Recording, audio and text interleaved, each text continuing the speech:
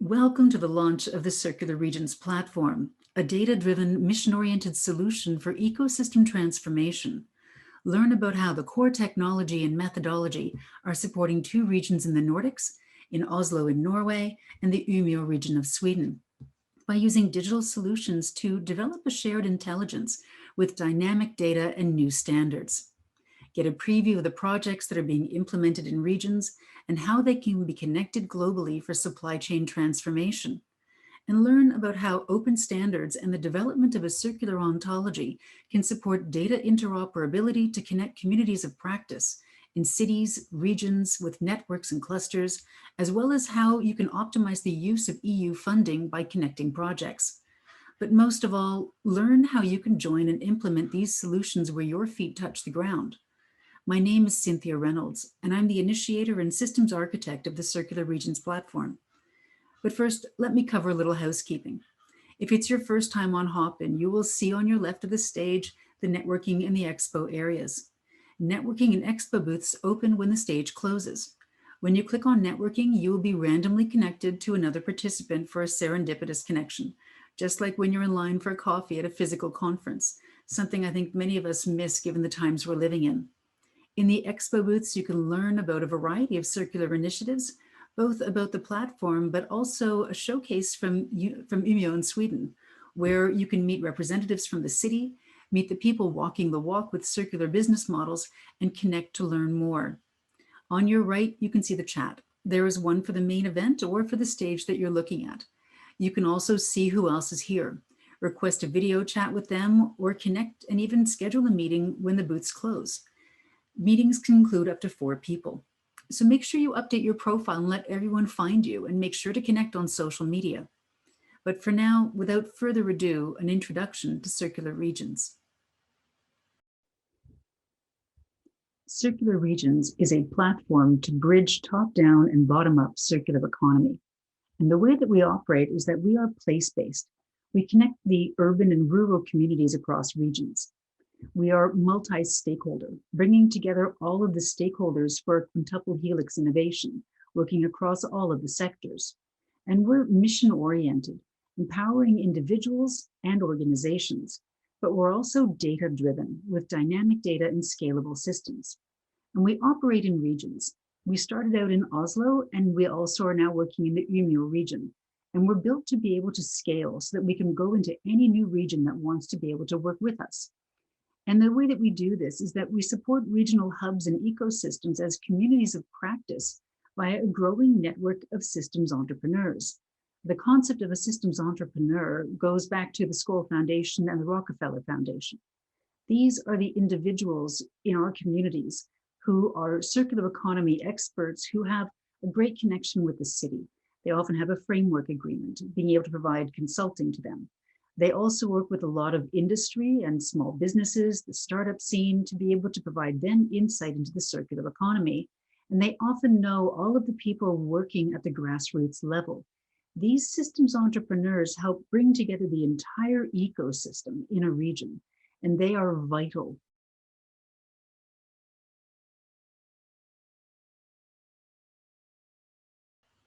When we talk about mapping in a region, while many circular economy practitioners will first think of material flows, here we're referring to the ecosystem. This includes the organizations as well as their partners collaborating on any given initiative. First, we register organizations and link them with a unique identifier that will enable us to connect to the National Business Registry, which can vary by country. Here in Norway, it provides us with the data to analyze the NACE codes for an understanding of the sectors, as well as their business model, for-profit and non-profit. Once organizations and their partners are registered, we can map the initiatives. These fall into 3 categories: circular business models, policy and economic incentives, and educational and behavioral shift resources. Those can be anything from a European level report on consumer behavior in textiles, right down to a neighborhood buy local campaign.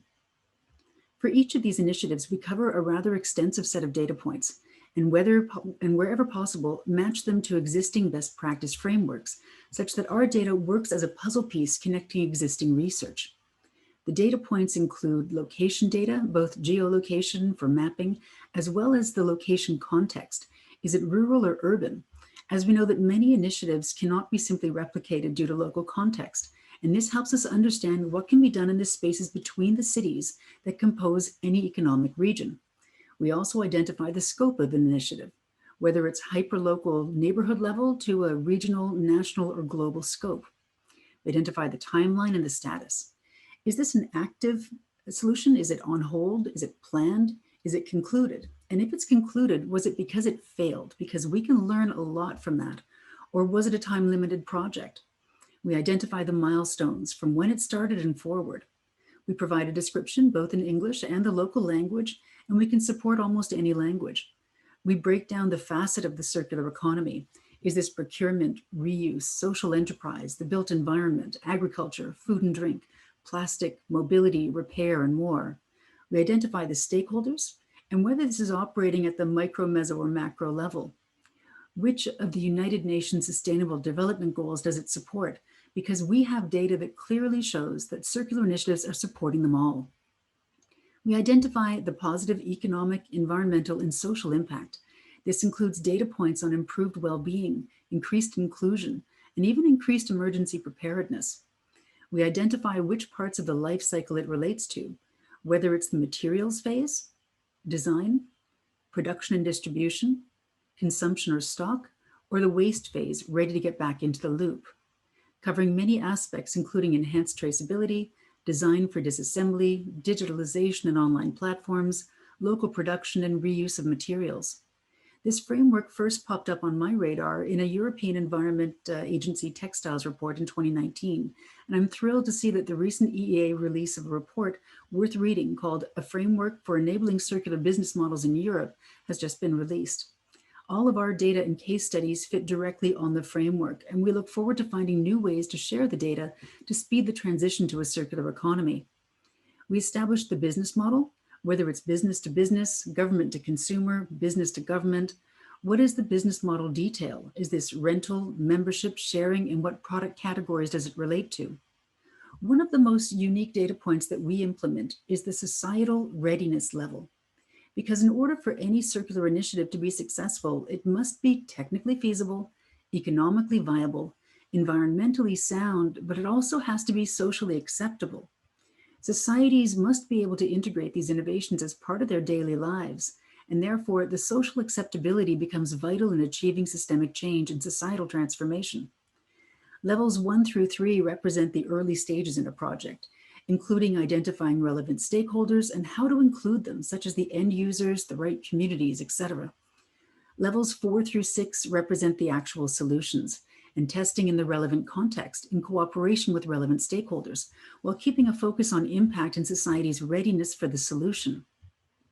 Levels 7 through 9 represent the end stages, including the refinement of solutions, addressing the societal readiness on a practical level to gain impact, creating awareness, and disseminating results, covering every stage from the initial idea to being an integrated part of our daily lives.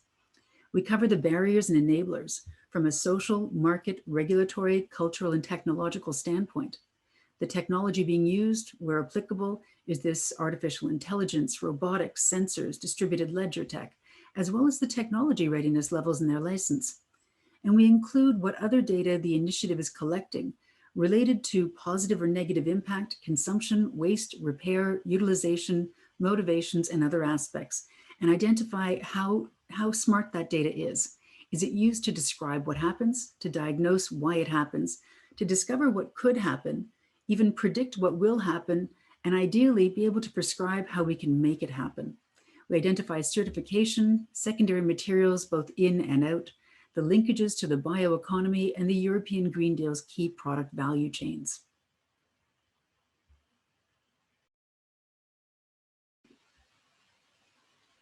So why is this so important? Obtaining a detailed understanding of the circular economy in regions will help to identify and connect stakeholders and stimulate opportunities. The city of Umeå participated in the OECD's Circular Economy in Cities and Regions program, where the mapping of existing circular initiatives was listed as the #1 recommendation in order to obtain a deeper understanding of circular economy related initiatives and those with potential to contribute to the circular transition by helping to identify the sectors where these initiatives are taking place, identify gaps, build on good examples, learn from best practices and failures, develop an understanding of what the circular transition means for each sector, and explore potential cross-sector synergies and their common features.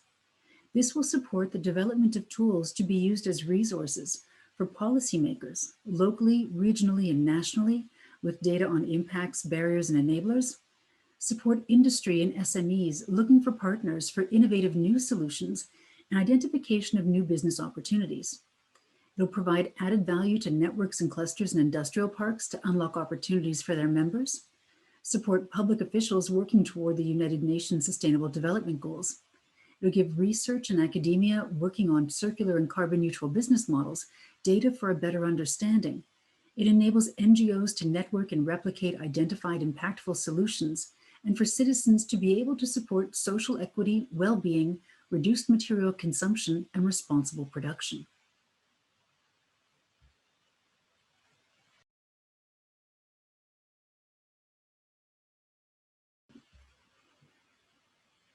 We work with project-based methodology. The platform supports projects for a shared intelligence, supporting systems awareness and a learning culture at any scale, from local, national to supranational, and for any time span, from a 3-month pre-project to a multi-year initiative. And they can be initiated by any stakeholder. Projects are most often supranational projects connecting regions for research and innovation purposes. Examples include Horizon 2020, Horizon Europe, Green Deal projects, Europe Aid, and more, but they're not limited to that. The project being launched today for the first mapping of Umeå's circular ecosystem came about after I co-paneled a discussion on the intersection of the sharing and circular economy at the International Sharing Cities Summit alongside Philip Näslund, the Strategic Development Officer for Umeå, who you will be meeting shortly. A shout out to Ranveig, who I believe is in the audience, for a brilliant job facilitating that discussion. Philip invited me to participate in the OECD policy seminar in Umeå, where I had the pleasure of meeting Oriana Romano and her team, including Ander, who'll be presenting shortly as well, and Laura Vidje, who was clearly the systems entrepreneur in the region. A project developed, and I will let you hear it from them. But first, some greetings from Janet Ågren, Deputy Mayor of Umeå.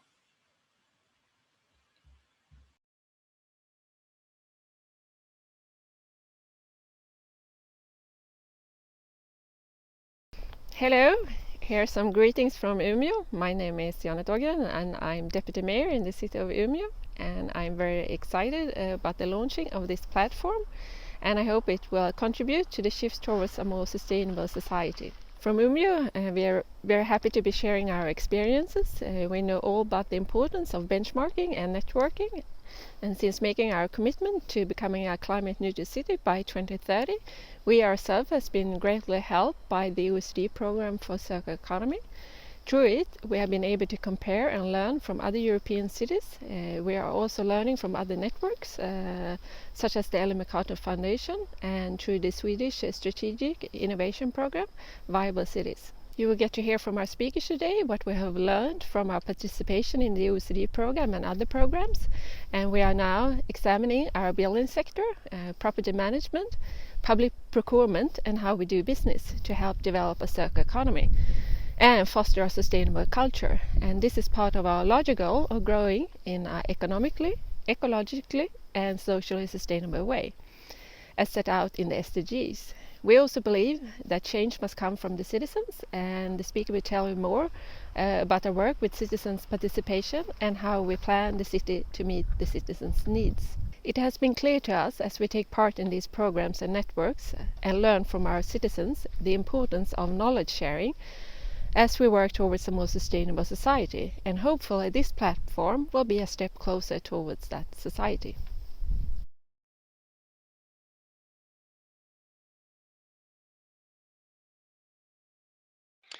Hello, my name is Philip Näslund and I'm a Strategic Development Officer here in Umeå. And I will today talk a little bit about mission-oriented organization and how we have been working with that in Umeå. And I would say that the word mission-oriented might be a bit new for us. It's been around for maybe a year or so, but the work around it and the methods, I think, has been around for a much longer time. And to start with, I would say that we have a long tradition here to collaborate with both the public, private sector, as well as the universities, research institute, and also that we have a quite engaged and population and citizens that is part of the culture and association scene in the city. And one thing we have, I would say, been a successful story for us is the application we have done to the European Capital of Culture or the European Green Capital, as well as multiple of these kind of innovation programs that has been creating kind of a culture of coming together, trying to solve a problem together, if it's in mobility or energy sector or other sectors as well. And this has been kind of creating this quite strong society or connection between different stakeholders. And we are a lot of different departments or city-owned companies working together in this kind of mission as it is formed today. And one thing that's been supporting us quite well is the Viable Cities program that was launched from the government 2017 as a holistic program for smart and sustainable cities. And they have been working a lot with these triple helix or now quadruple helix approaches to really connect all different sectors and stakeholders joining in to support one mission, that is to be a climate neutral and circular cities by 2030 with a good quality of life for everyone in the boundaries of the planet. And the city of Umeå was part of the discussion before this national program was launched, and one of the first cities to join the program as well.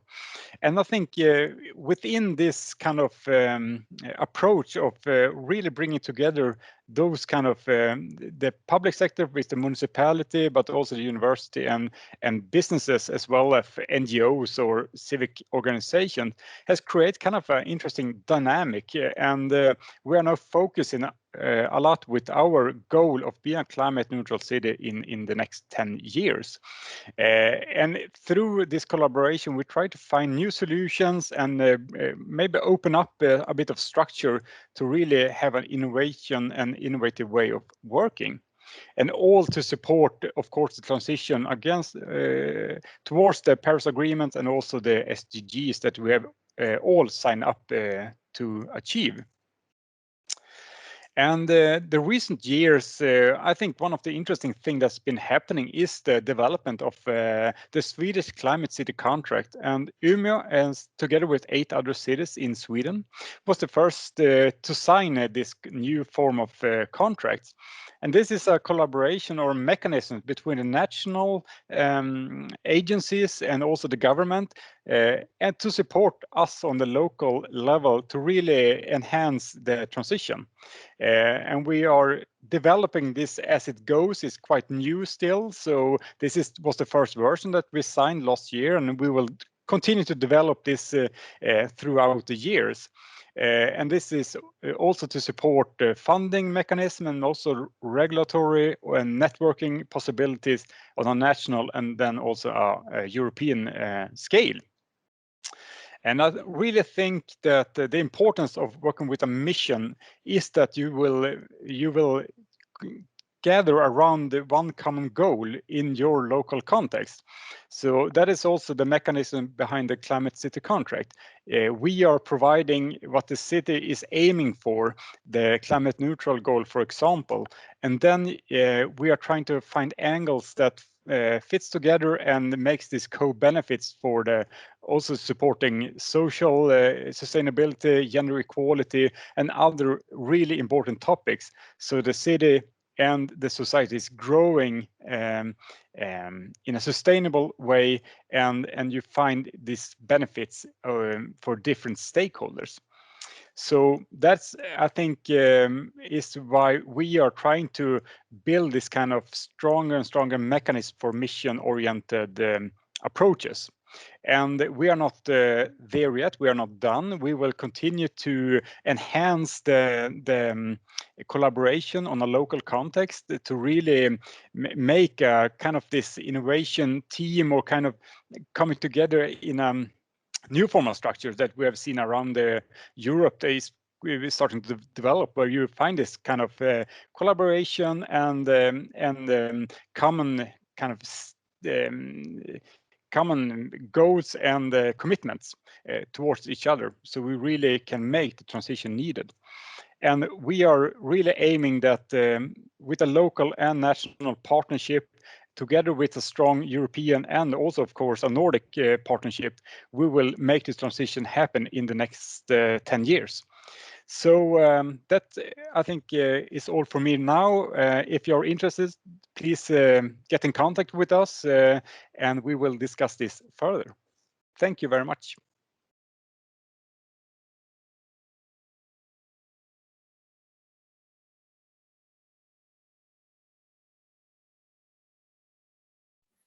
Hi, I'm Laura Vidje, and I am Circular Region's systems entrepreneur here in Umeå. I'm, so to say, the feet on the ground with the local knowledge and network. Some short info on my background, just so you know a little bit more about me. I have worked at a municipality in southern Sweden with a cradle-to-cradle showroom for a few years and a focus on circular built environment. I moved back to Umeå about 6 years ago, and then I started working as a circular economy consultant with ESAM, where I continued to build up my network in Sweden locally and also in the whole of EU. In 2015, I also started the northern branch of the NGO CradleNet in my free time. And that was to create a meeting platform for everyone who wanted to learn more about the circular economy. And at CradleNet, I invited keynote speakers, for example, to our events, like Anders Wijkman, who worked for the Club of Rome at the time. And we did a lot of study visits locally to different organizations that already had a circular solution in place. Like, for example, Citivia, that's previously known as GE Healthcare. They remanufacture medical equipment, and they're the only place that's doing that globally in the concern. Or we also visited Norrlands Pall, which is a company that repairs and reuses loading pallets and sells them as a service. So these have been very educational visits and great to create a network. And of course, I continued in my professional work to organize circular economy study trips, for example, to Denmark, where we had local business coaches and politicians and municipal employees joining us and learning together and creating knowledge and a Nordic network on the circular economy. And I also contributed to the OECD study here in Umeå, where I, for example, organized 11 stakeholder meetings when the OECD researchers were visiting us in 2019. And they looked, for example, also at the Returbutiken, a municipal social enterprise for reuse, and also the Green Zone, which is a sustainably built car service area from 2000. At the OECD policy seminar later, I also met with Cynthia for the first time from Circular Regions, and we actually sat down for like, I think about 2 hours and just kept talking about the circular transition and our passion for it. So that's why I was really happy also to be able to contribute as a systems entrepreneur to this mapping with my knowledge and with my extensive network in the public, academia, third and private sector. So how do we do the mapping of the ecosystem then? Well, first we brought together the public service stakeholders to get their input on the data points, because we wanted to know from all these different departments, what is their perspective on the data points and what do they need to add. And then I contacted foremost the organizations that had already participated in the OECD program locally, which was part of the assignment that we got from the city of Umeå. And then I also contacted a few more in my network. And our focus was in this first round to actually collect those initiatives that are already implemented, that have long-term or other valuable experience to share, to gather the best possible data for the municipality. So in January, we had a meeting with lots of stakeholders to introduce them to the platform and to the data collection. And after that, I have offered individual meetings to the organizations so that we could go through the whole mapping process together.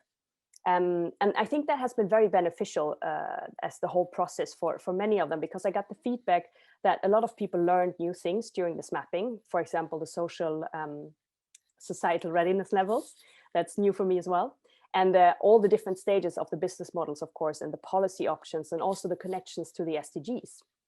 So I think that a few organizations did the mapping by themselves and had me verify the data. And then in dialogue, we completed the data set together. But most of them, it was through through individual meetings that we had. And it's of course a very comprehensive data collection. So a certain amount of follow-up was necessary in most cases. And after, people had some time to think, they came up with new ideas and new things that were added on. But it's also very important to find just the right people in the organizations who can actually contribute with their knowledge and experience, because that's what we wanted to know more about. So the mapping created, I think, also a better understanding for many about their role in the circular economy. Maybe even for the first time, the participants got to really take time and reflect on their business models' impacts, not just environmentally, but also economically and socially, which created, I think, new insights for many. And the feedback that we got was also that it was very valuable to reflect on all the different barriers that we had set up. I think a lot of people hadn't looked at all the types of barriers there are. And of course, also the important enablers, because we want to know more about the enablers to find better ways and create better possibilities for circular business models to scale up and reach a critical mass. And furthermore, it was also mentioned that getting to know all the other organizations that were part of this mapping and see what their solutions are and how long they have been working and what kind of impacts have they had was very valuable for many of the participants. And I think it would be really nice to actually give more visibility to these initiatives, because many people still don't know about them. And I think we need that to create a local network and to create more collaboration. As we've already seen, there was great results from the OECD meetings that we had in 2019, where we had large companies that came to our meetings and they got connected to startups like Harvest, that's also part of the mapping, that they had known before, and they helped them actually accelerate their business model. So I think that's the kind of collaboration we need more of. And I wanted to showcase to you just very shortly some of the initiatives. So I'm going to share my screen here with you. And I just wanted to highlight a few of them that we actually have in our expo booths today. So for example, in the electronics area, we have with us today Bright Eco. That's actually been a startup that started up in Umeå, and that's now reusing or recycling waste actually and selling that as light as a service. So it's a very, very interesting company doing this. And we also have Inrego with us today. And they are a company that refurbishes IT, and they have been procured by the municipality of Vännäs, that's close by to Umeå, and also to Bjurholm, where they support the schools with all computers, for example, as refurbished IT. So you can ask them more questions if you go to their expo booths. And we also have with us Owen Laws from Cykelåkeriet, and that's a sustainable delivery and haulage system where Owen is actually biking around 300 kilos. So he can move complete student flats on his bike, which is quite impressive. And we also have with us U-Bike, which is a municipality owned system for renting out those types of cargo bikes to the citizens, which is also extended to the campus area. So it's quite interesting. And we have Jon with us there, so you can ask him more questions about that as well. And then we even have some in the education section here. For example, we have Hafsen with us, with Peter. And Hafsen is an initiative that is actually trying to help businesses create their sustainable and circular business models. So they can get a lot of support there from business coaches. So you can ask Peter more about that. And I think we also have with us today Reuse. There we have lots of examples, of course. And for example, we have the EU Subtract project that has been run by Vakin, and they are looking at policy and ways to help more small and medium-sized companies to create reuse business models. So they're working on that for 3 years together with other EU partners. So I think these can be quite interesting for you to check out also on the page and read up on them, of course. So I hope you use that possibility to get to know more about these initiatives. And yeah, I would just like to say that I hope that we can have more meetings, hopefully both digital and physical in the future, to find more circular ambassadors locally, but also to find the solutions and connect them throughout the region, since it's exactly these people that are creating the change. And I think we need to support them to be able to do that more. And I think also through the data that we have collected now in this first round, we hope that this will support the city of Umeå, of course, in their strategic plan with relevant data to create the actions that are actually really going to contribute to support more circular business models locally and regionally in all kinds of sectors. And I think it's important now to create the right policies and incentives to support businesses and also the third sector organizations, NGOs and so on. And it's so great to be able to deliver this input from the organizations themselves and make their voices being heard through this mapping. And of course, we know that there are many more organizations out there and ideas out there, for example, about the reuse of construction material or the whole reuse of a mall in town. And we hope that in the future to be able to include these in the mapping and create even better data collection for decision support tools all over the region. And I just wanted to say that it was a pleasure to work on this comprehensive mapping, and I've learned a lot. And I'm so happy for all the people that got involved, and thank you so much for your contributions. And I hope that we can shine some light extra on all these amazing initiatives that are happening in the region. So thank you very much for listening.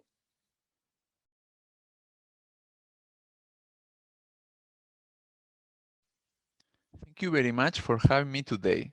My name is Ander Izaguirre, Policy Analyst at the OECD Program on the Circular Economy in Cities and Regions. We are delighted to see that after a year from the publication of the OECD report on the circular economy in Umeå, the city has made further progress of its circular transition. This report clearly highlighted the commitment of the city towards a circular economy. Umeå declared in its strategic plan the willingness to become a leader and a role model for the circular economy. The OECD report identified a number of activities and initiatives already ongoing and using circular economy principles. For example, there are incubators such as Expression Umeå, Umeå Biotech, and Umeå Innovation, which are dedicated to develop circular-related projects in the city. Umeå also applies the product as a service schemes for the promotion of renewable energies in the city. Another example is the use of biogas produced from waste incineration for heating and electricity of buildings. The report also highlighted some issues to overcome for the future. First, there is still the need to have a better understanding of the cost and of the benefits of the circular economy, or simply to understand what the circular economy is and how it can be applied systematically to urban policies and economic activities, from food to build construction to water, waste, and so on. Second, because the circular economy is systemic by nature, the city would need to coordinate its activities, connecting dots across initiatives aiming to make the city smarter and greener. So in this particular case, leadership and coordination are very much needed. The third, as we have also seen in other cities that participated in the OECD survey on the circular economy in cities and regions, and which eventually contributed to the synthesis report on the circular economy in cities and regions, funding or the lack of a dedicated budget for the circular economy can hinder the scaling up of projects that at the beginning are pilots or experimentation. And Umeå is not an exception to this. So once we identify the obstacles, we also identify the solutions, but we didn't do it alone. We share ideas with more than 100 stakeholders, which are the real doers of this transition.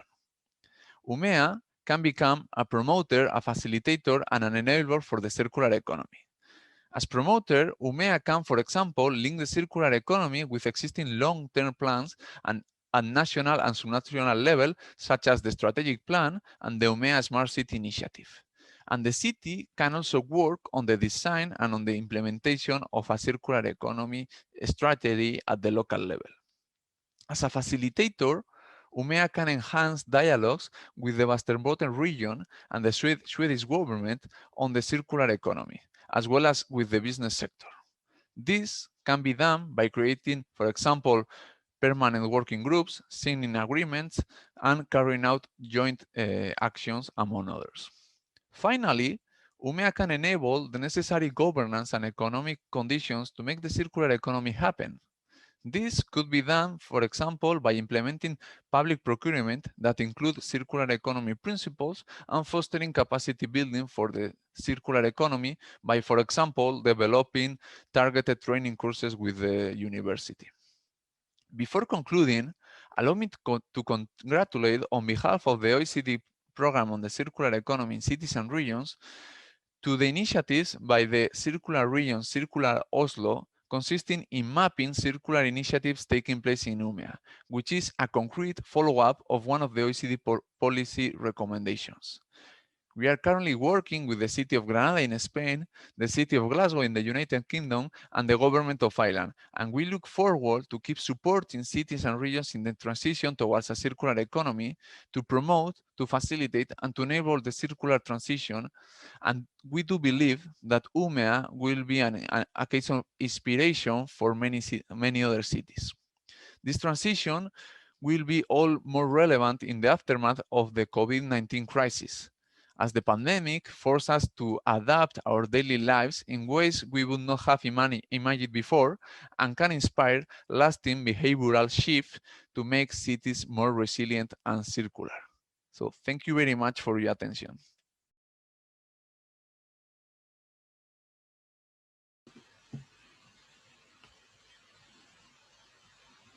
Thank you to Ander and all of the other speakers from Umeå. It has been a really inspiring process working with all of the stakeholders there to be able to take concrete actions to be able to move forward according to the OECD report.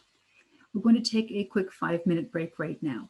You can feel free to stretch your legs, grab a cup of coffee, hit the networking section, update your profile, and then we'll be back to talk about what's happening with concrete steps here in the Oslo region and other things. Thank you very much.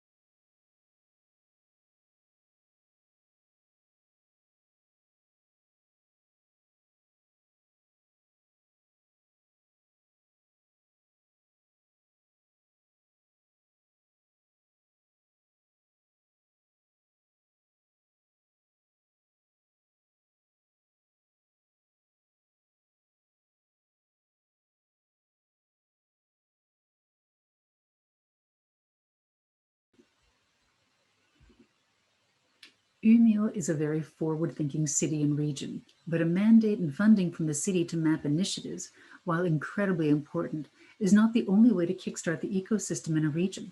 An example of such is right here in the Oslo region. Prior to in-depth mapping, we have been working with the private sector and the third sector in order to refine the data points. To do so, we worked through networks and clusters. United Nations Global Compact Norway invited us to be partners in their circular and carbon neutral business model action platform. Their convening power brought together some of the country's largest companies for workshops confirming impacts, barriers, and enablers, as well as concrete projects that companies could clearly see themselves implementing into their business model. One of our key projects is the Materials Network. It can be implemented in any region and network with other regions.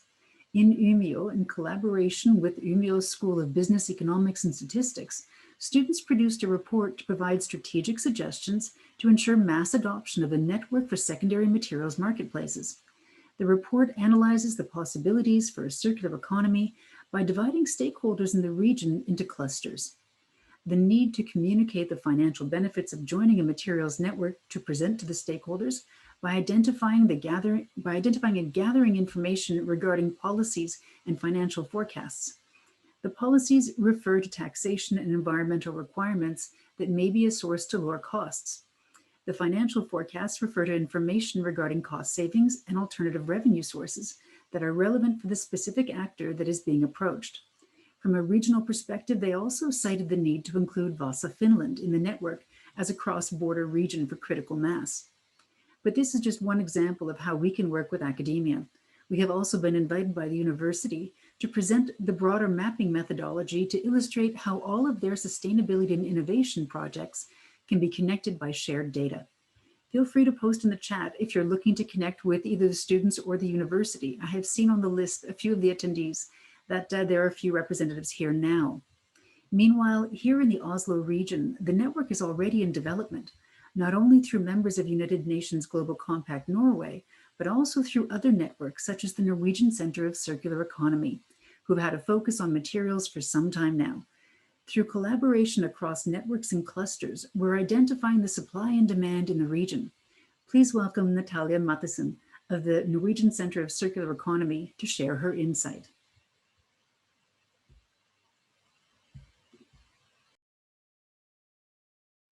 Hello, I am Natalia Matheson from the Norwegian Center of Circular Economy. I'm here to speak about the many great benefits of a materials network. The Norwegian Center of Circular Economy is a development center for industry, businesses, and public enterprises who all see opportunities in the circular economy and the green shift. Our goal is to accelerate the transition to a circular economy through actual projects that create business value for our members. One of the ways we do this is by focusing on decreasing waste and increasing the use of these residual resources, giving them value in new products and new business models. A great place to start for illustrating this is in the project Sustainable Innovation Through Industrial Symbiosis, where the Norwegian Institute for Sustainability Research, NORSUS, is mapping the material, energy, and water streams that are created and moved through Øra Industrial Park. The goal of the project is to ensure that the resources in this area are utilized as efficiently as possible, making the companies involved climate neutral. One of the tools to achieve this is the development of a materials database, where we make the information about the residual resources available to others. What we expect to see are collaborations between established companies within an existing value chain and entrepreneurs with innovative ideas for new products and solutions. Now, there are already several really good material databases up and running for biomaterials, building materials, and side streams from the process industry, to name but a few. We believe that we will see increased success in utilizing what today is considered waste materials if we collaborate in a materials network. And the reason for this is the challenges we face in utilizing our resources in an optimal way demand that we work across existing value chains and through cross-sectoral collaboration, together with not only businesses, but with municipalities, research facilities, educational institutions, etc. To use the most basic definition of circular economy as a simple example, someone's waste is someone else's food. Therefore, by sharing our data outside of our own organization and sector, we open up for so many more possibilities for innovation, for new products, and for new value chains and business models, thus increasing the speed and the effect of change.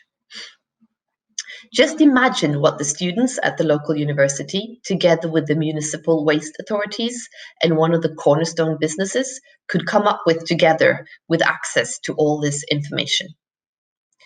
By contributing data not only to a material database within one specific sector, but also to a materials network, we increase the probability of finding a match of a potential partner, a potential vendor, or a startup that might have a value proposition for just our waste stream. In addition to operating in separate sectors within our own legal entities, we all also have differing motivation, differing incentives and readiness levels. And there is no one perfect solution to fit us all. Instead, by linking existing initiatives in a digital ecosystem, we enable a faster and more effective transition to a circular economy. On a final note, I'd like to point out that the Norwegian National Circular Economy Strategy is due this spring. Now, we have high hopes and we expect to see specific target figures on the percentage of use for recycled resources in all areas of production and procurement. This will create a substantial increase in market demand for residual resource streams, making it absolutely necessary to have an overview of what resources are available in your region. Thank you.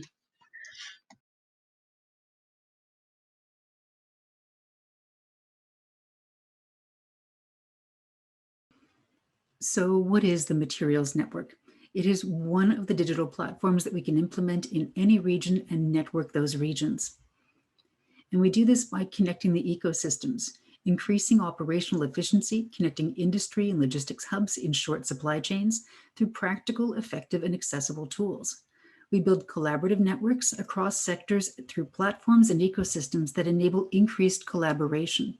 And we mutualize resources. Because software is expensive, we don't need to reinvent the wheel. Collaboration is key. So the Circular Regions Materials Network, it is a regional cross-sector digital platform enabling businesses to connect and find solutions for secondary materials and byproducts.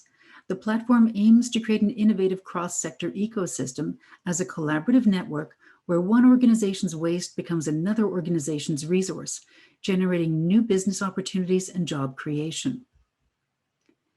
When it comes to marketplaces, that is one of my backgrounds. And when you look at what is happening with the multitude of material marketplaces out there, we see that there are some problems and we need to make them work together. The problems are that currently material waste streams lack visibility. The solution, we have to visualize the ecosystem. Marketplaces are often sector specific. We need to support all of the sectors. If we're looking only within construction or only within agriculture, we're never going to be able to find the unique reuse of materials, being able to cross from one sector to the next as they go from one cycle. Quality secondary materials are hard to source. We want to make sourcing and identification easy. Limited cross-sector value chains. We open up new business opportunities and supply chains. There are multiple certification systems. We want to create certification filters to allow you to find the needs that you have for your production. Currently, waste comes in many forms, very much like food. It can come as a barrel, a pile, a bushel, a truckload. We need to support those unit variations. Availability is not always consistent. We need to support custom and recurring order cycles. Materials are often not yet available, such as within buildings. We need to do advanced ordering, such as prior to deconstruction. And organizations potentially want to limit their visibility. We need to offer custom visibility, including both public and private markets and networks. And we do this through networks of organizations, such as United Nations Global Compact Norway, the Norwegian Center of Circular Economy, to be able to allow their members to come together and show where they are and the services they're offering. And we connect all of these networks in a broader ecosystem. These can be place-based networks, it can be an industrial park, it can be a business network of any sort. And each of those networks then, each of those companies within a network has their own profile to be visible and show their supply and demand. We're able to filter by certification as well as the material demand and supply categories. An example would be a startup company called Norwegian Mycelium, where they use a variety of regional agricultural waste materials combined with mycelium, mushroom spawn, to grow a range of sustainable packaging solutions. Using the platform, they would identify the profiles of the different agricultural waste solutions that are out there. Find them on the maps. They have the regional understanding because logistics is a key piece of this. What are the materials available? What are their certifications? And we can support secure transactions. But the most impressive part of this whole system is the new services. These are the new green jobs that we're seeing. And this is all supported through a network. These jobs include transport, logistics, matchmaking services, disassembly services, storage, repair, upcycling, and certification. This is where we can create businesses and jobs around the materials themselves and the services enabling those to go through the system. And we can connect these on the platform through enterprise permissions to enable new collaborations. So to put action into transaction, how can we transform any enterprise's waste into value using a materials network? We enable every enterprise to become visible. You're able to find materials, but you're also able to make your materials visible to sell or to give away. At first, people just want to find solutions to be able to use their waste streams, but we want to be able to see people monetize these waste streams because this is the new economy. A lot of companies are going to want to market their own materials and sell them through a marketplace. But the reality is that not every company wants to set up a new marketplace and have the manpower assigned to be able to do this. So you can actually supply your materials to others who want to sell them for you. And these are the new services.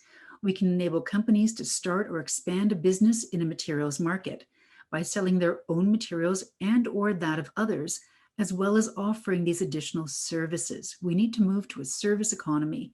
And this will enable everyone to connect through networks of organizations, whether they're sector-based, place-based networks, member networks, and this supports an entirely new ecosystem. One of the projects we have in development is the circular ontology for a semantic web.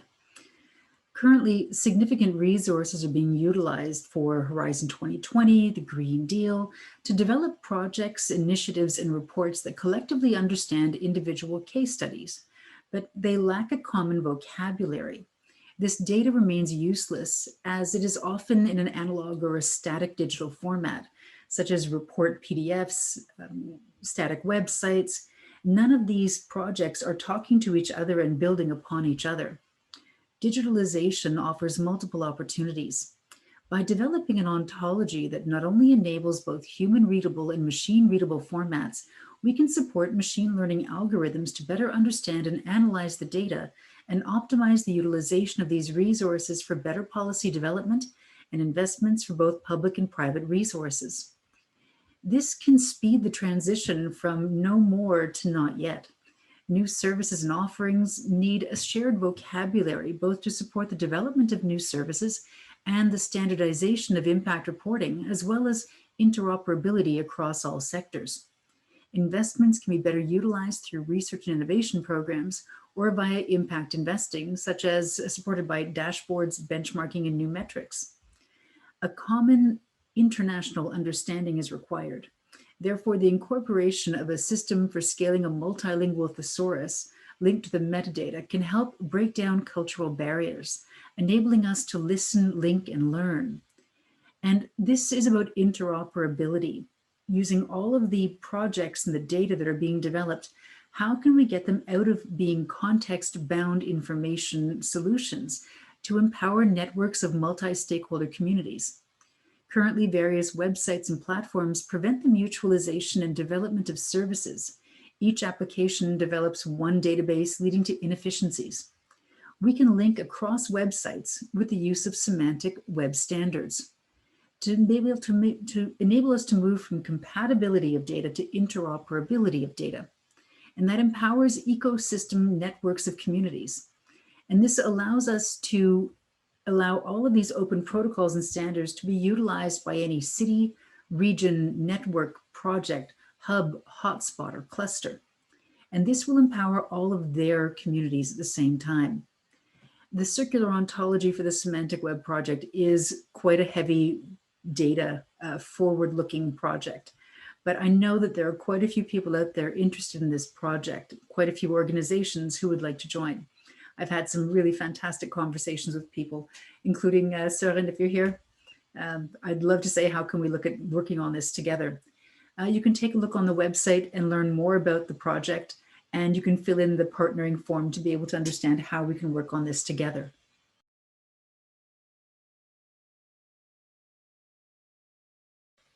In 1975, a visionary named Masanobu Fukuoka wrote a book, The One Straw Revolution.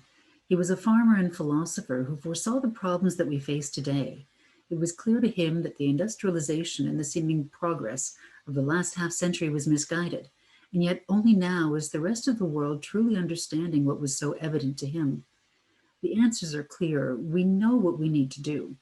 For the past few years, I have been fully immersed in identifying mission-oriented solutions that address systemic issues by falling in love with the problem, not any specific solution, mine or otherwise. And in doing so, have met so many mission-oriented souls from around the planet who wish to do the same.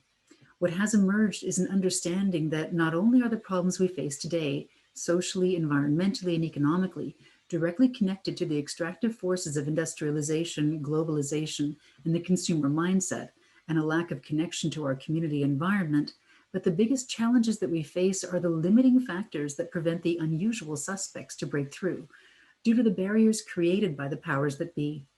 They aim to maintain the status quo by continuing with business as usual under the guise of a new economy.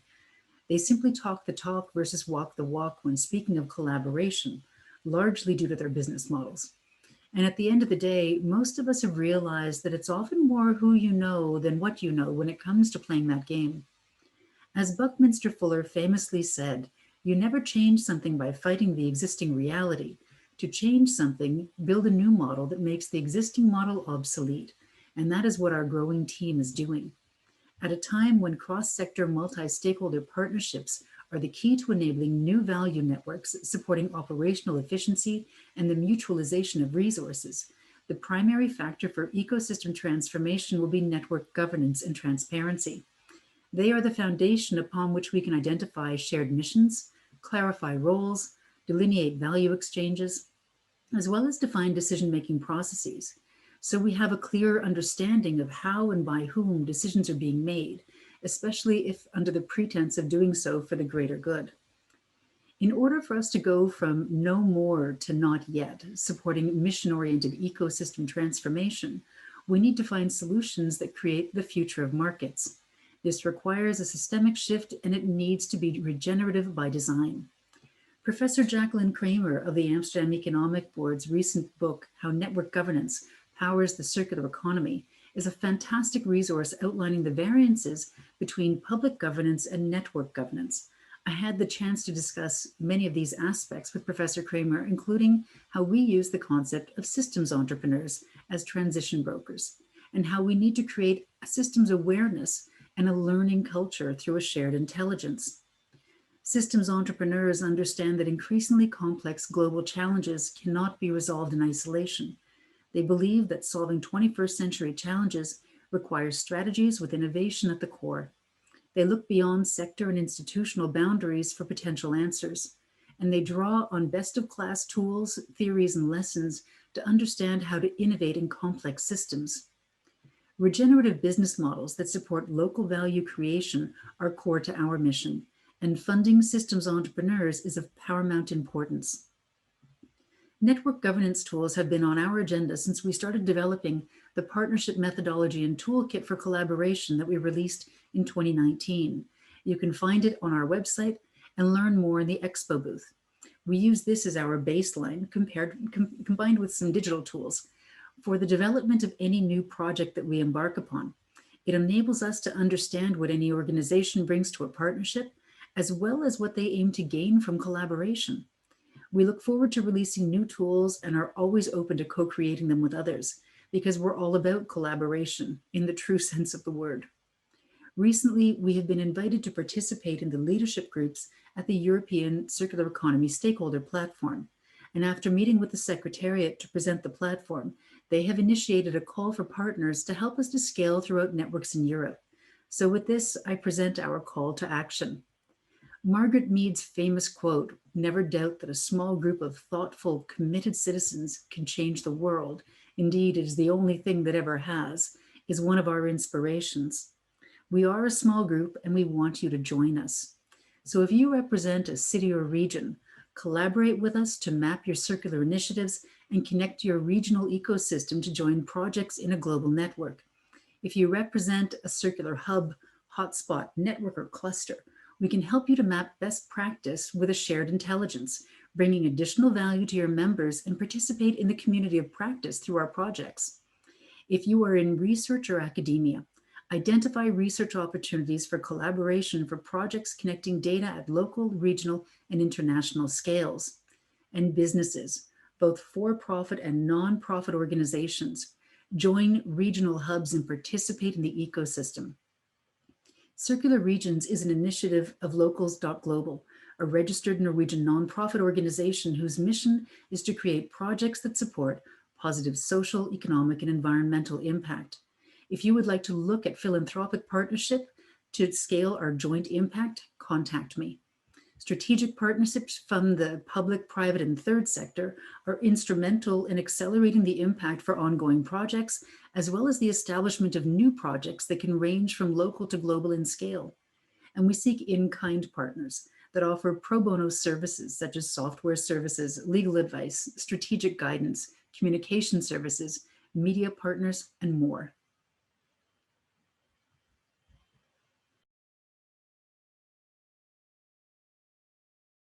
This is our new platform for place-based, multi-stakeholder, mission-oriented, data-driven solutions. You can access both of the regional hubs and new ones that are coming up in development. You can read about the network of systems entrepreneurs and how we operate. Take a look at a holistic understanding of the circular economy and identify solutions that support the different sustainable development goals. You can read about circular business models with people at the center supporting a well-being economy within the planetary boundaries. Learn more about the societal and technological readiness levels, and see how we work with lighthouse municipalities, and we're building decision support tools, which will be in development continuously, and working with lighthouse organizations to look at every aspect of the circular economy and how we can work within all of the life cycle of their products to be able to change the way they do business. This is about ecosystem transformation.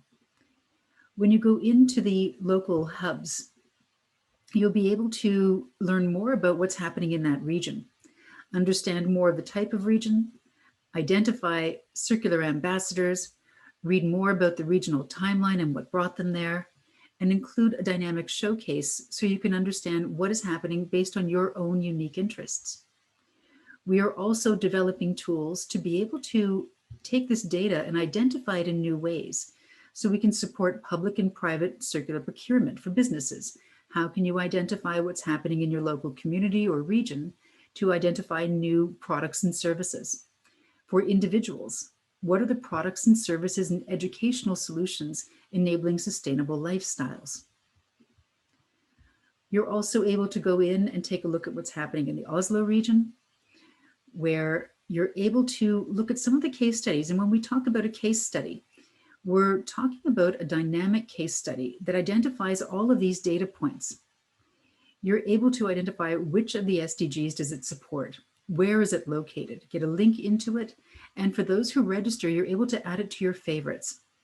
We identify the model, the scope, the type, the stakeholder, all of the data points that we have been speaking about throughout the day, the societal readiness levels, the circular phase, the description, the impact, the barriers and enablers, the technology and license, data collection, and more.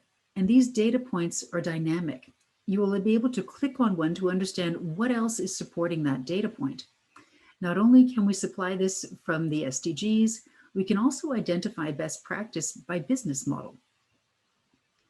Here, you're able to go in and identify, is this business to consumer, business to business, government to business? And we also allow you to break that down by the local context. We're also able to identify best practice through the cycle phase. Here, you can say whether you're looking into materials from the business models, educational behavioral shift, policy options. The same thing for design, production and distribution, etc. You can also break it down by the category of the facets within the circular economy and their local context. We're also able to supply that information based on the area of impact that you're looking at. Is this about social impact? Do you want to identify solutions that are producing increased inclusion or improved well-being, increased local resilience? There is a multitude of ways that we can support this information. And because we understand the context of that data, it makes it easier for us to be able to develop new solutions. You can also read more about systems entrepreneurs. How do we work with them? How can we work together and provide them with what they need to be able to create change on the ground? You can read about our stakeholder involvement, how we've worked with the public sector, the private sector, knowledge sector, and more. You're able to look into some of our projects, both on the mapping of best practice, how we can support your research projects. You can also read up on the materials network, as well as join the pilot projects in development there. We have upcoming projects such as the product service network, which we're looking forward to being able to introduce on another occasion. And you're also able to see that we're starting up an e-learning system, and elements are in development. This is where you can actually register to join. And in joining, what we allow you to do, it is free for anyone to join as an individual, to be able to understand more about what is happening and understand how individuals and organizations can work together. Organizations can join our community of practice, as I've mentioned in our call to action, and you can read more about how we can work with different partnerships. And this is about mission-oriented ecosystem transformation. You as an individual, knowing what you're good at and your areas for future growth. How do we look at you in your organization with the contextual awareness, knowing what's happening in your immediate environment, professionally and socially? And then how can we also look at yourself within your organization in new partnerships? This is about awareness in the complex interplay between yourself, your organization, that of your partners, and beyond. This is for systemic collaboration across stakeholders and sectors wherever value can be created towards the common goal. And if you'd like to be able to schedule a meeting to look at collaboration, here is where you can do so. There is a lot of information here. We recommend taking a look, spending some time. You can find information on a shared intelligence, the partnership methodology, how we work with network governance, what we support, and how you can join on as a new partner. So welcome.